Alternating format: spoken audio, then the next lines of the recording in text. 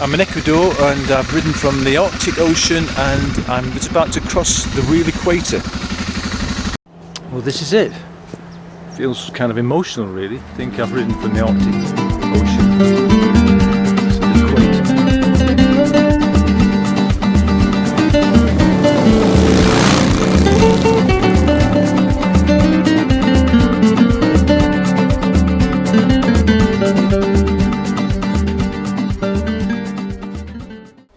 The only break in the 19,000 mile long Pan American highway is called the Darien Gap, and it's 60 miles of thick jungle that separates Panama from Colombia. It's extremely dangerous and is known as the drug smuggling corridor between the two countries, so the only way effectively to get to South America is either by boat or by plane.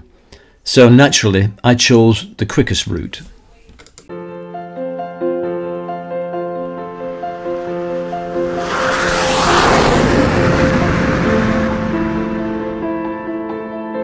Unfortunately, while waiting in Panama City, I picked up some kind of virus, and by the time I got to Bogota, Colombia, I felt absolutely dreadful.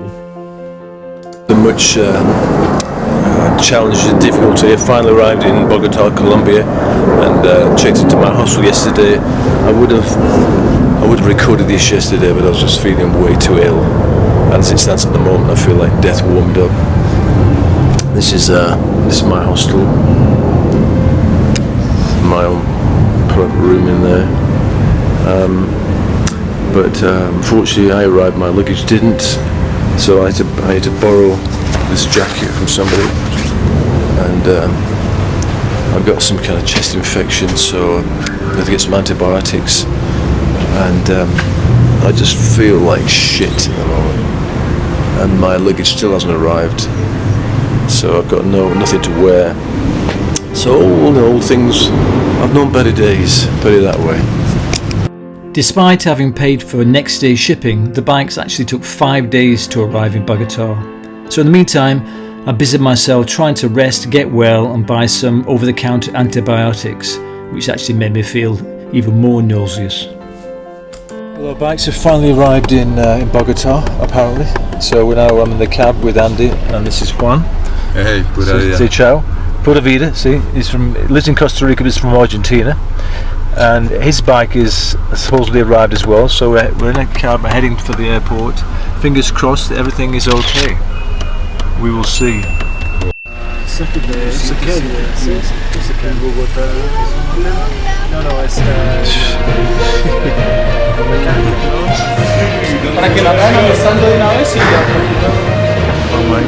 Let's see it.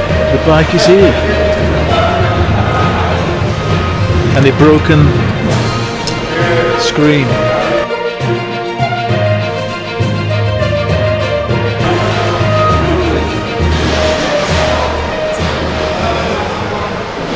Having been delayed for 5 days, despite paying the extra toll to get them there on the next day delivery, we thought we might as well see if we can get some compensation. So I sent off Juan, our only fluent Spanish speaker, to see if he could negotiate something.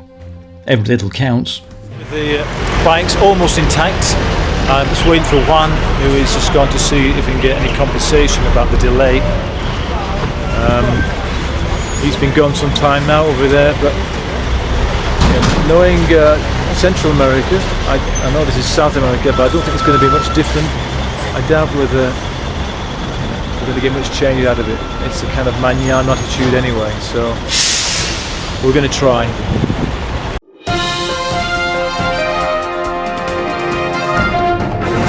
We're celebrating, we're going to have an Italian meal and it's nice and hot. We deserve it for the passion and all the headaches.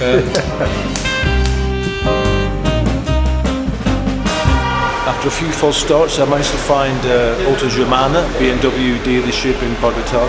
And it's a very swish place. This is Enrique. Hola Enrique. He's going to do the oil change, air filter change for me by tomorrow, which is Christmas Eve, hopefully. And then I'm good to go to Ecuador. It's a service for you. I've just topped off the bike. They're going to change the oil and filter set up by tomorrow. And I get a free taxi back, which is about a 30-minute ride down to my hotel. and a coffee, which looks fantastic. Suspicious like, you know, a good flat white. And there we go. In the meantime, I moved out of my hostel and found a nice little hotel and emailed Lenny, who was on the road somewhere else, and Andy, and they decided to join me for Christmas Eve. So this is Bogota, Christmas Eve, and everything's shut. We're trying to find something to eat, to no avail at the moment. Lenny's arrived. Feliz Navidad! And there's Andy, and this is all the Christmas lights, and it's all happening except on the food front. For some reason we struggled to find anywhere to eat because most places were shut, but eventually we found this little pizza place behind barred gates. Here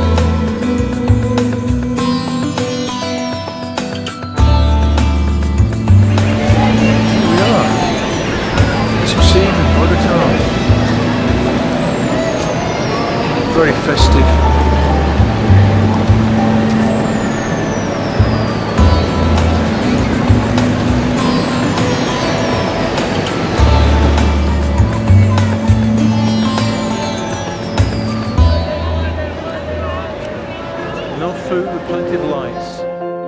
The next day, Christmas Day, Andy and me set off for a long 8-hour ride to the city of Cali. Cali is known by the rest of Colombia as the rumba capital and by the world as the salsa capital because apparently it had lots of street parties and dance associated with it. I don't know about that, but all I know it was a hell of a long journey.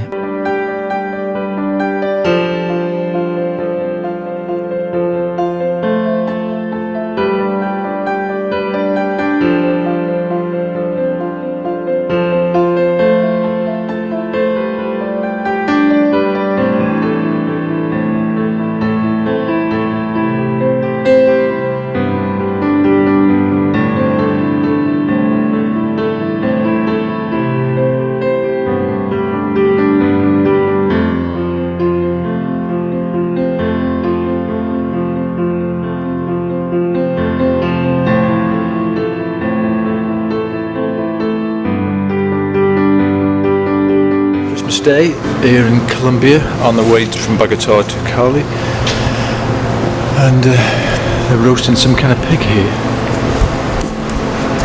Maybe it's a tradition for Christmas Day. This little garage in the middle of nowhere.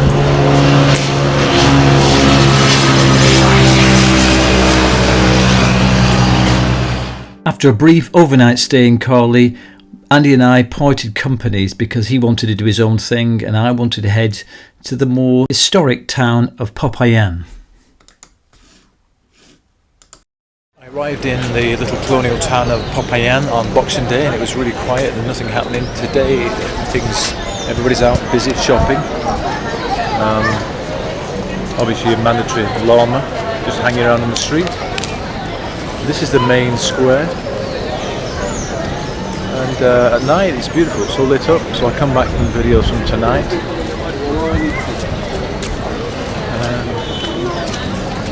Buenos dias, Milan.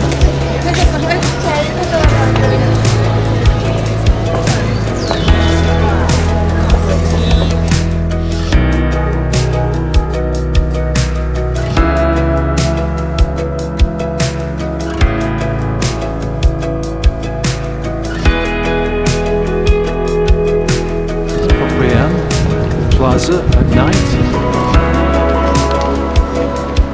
All lit up. Very festive, decorative.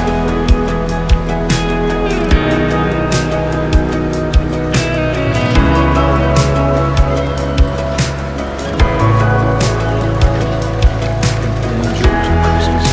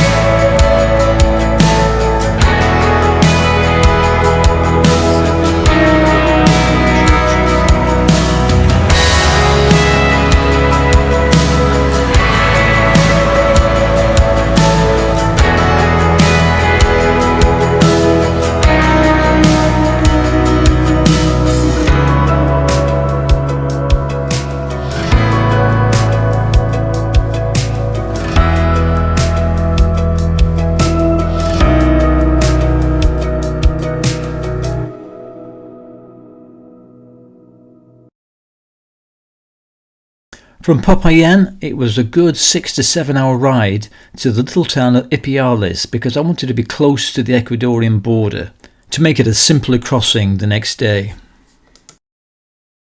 I'm at the border crossing with from Colombia to Ecuador. I've done the immigration, so I've got my passport stamped. So all I need to do is process the bike, and I've been passed from pillar to post and nobody's here.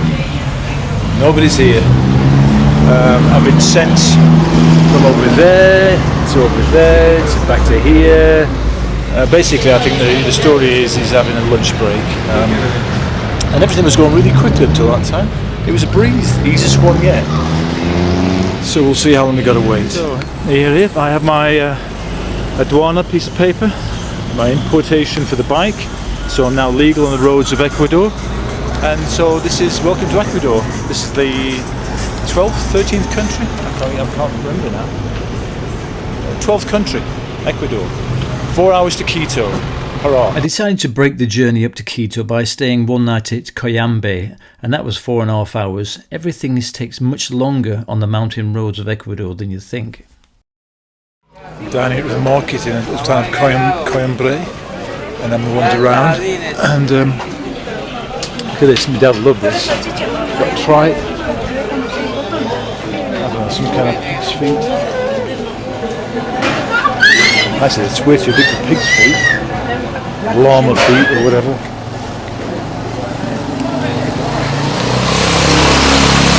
Lots of fresh fruit. 5 miles outside of Cayambe, on the road to Quito, I happened across the middle of the world, the equator. La mitad del mundo. I'm in Ecuador and I've ridden from the Arctic Ocean and I'm just about to cross the real equator.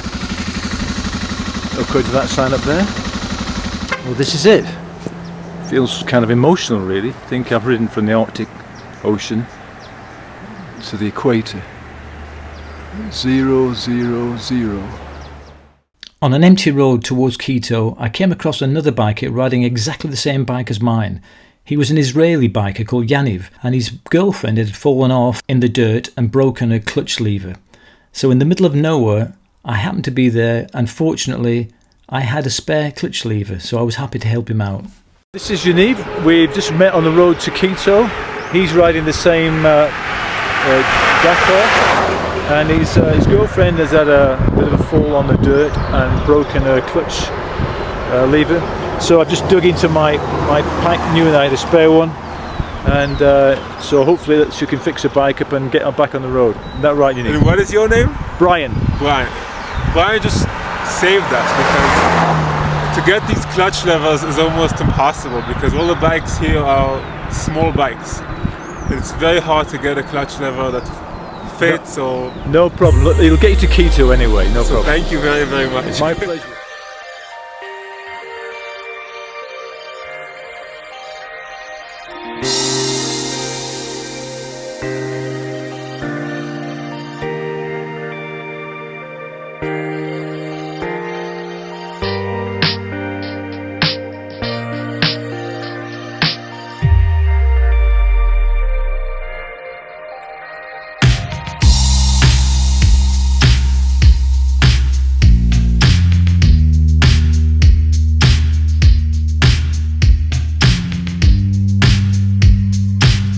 I was heading for Quito to have a few days downtime at R&R with two very good friends from New Zealand, Tim and Kris, who were heading back home and decided to swing by Ecuador specifically to spend a bit of time with me and catch up on my journey.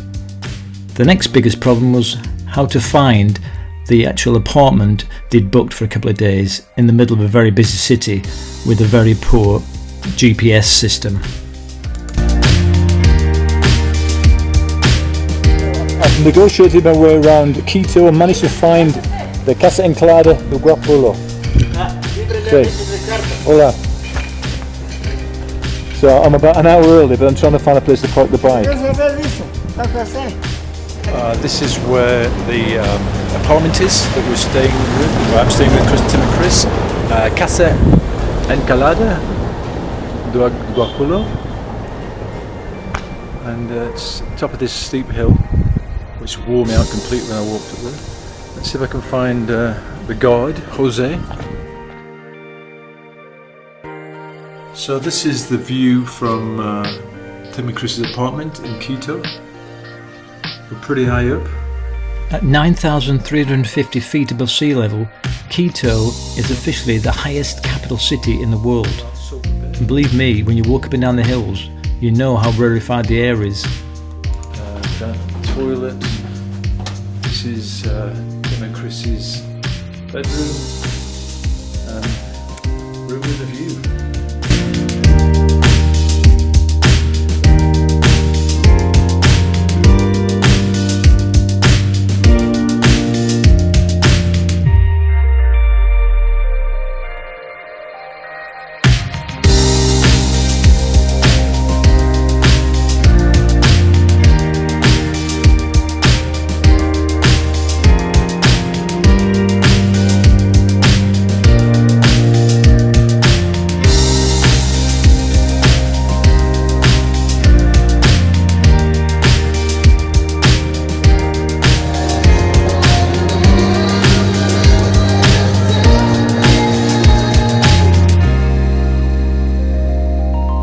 After a great couple of days relaxing in Quito, it was time for Tim and Kris to head back to New Zealand, and I had to get back on the road and head south towards Cuenca via the little town of Riobamba. This is Cuenca, and yet another festival going on. I've no idea what's going on, but the Central Americans, South Americans love their festivals. Turn out in the thousands.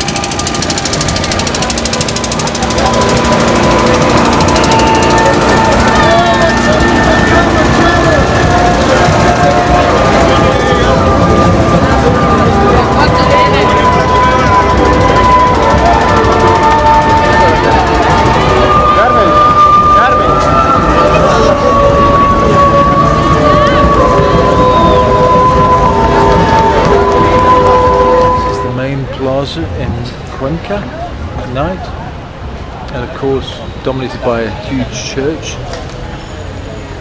as all these squares are.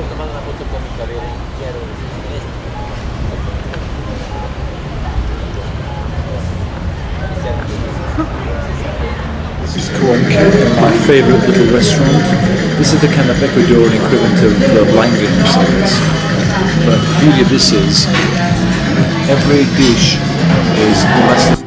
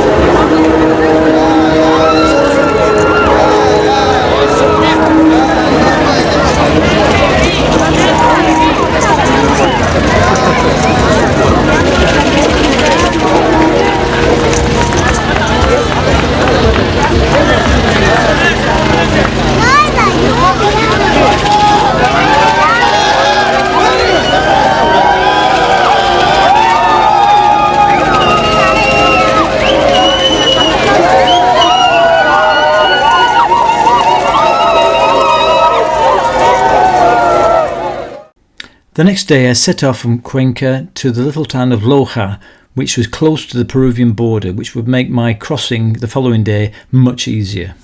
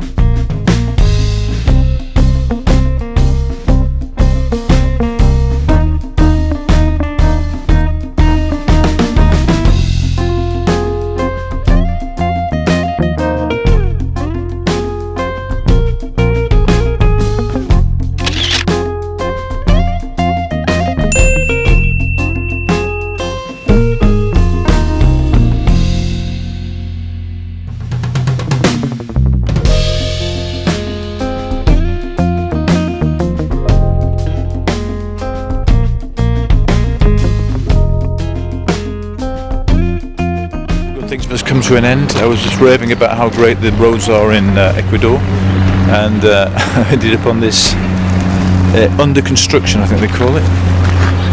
So it's I don't know, 7:30 in the morning. Just rolled up to the front of this queue, and nobody's going anywhere for at least half an hour, maybe an hour.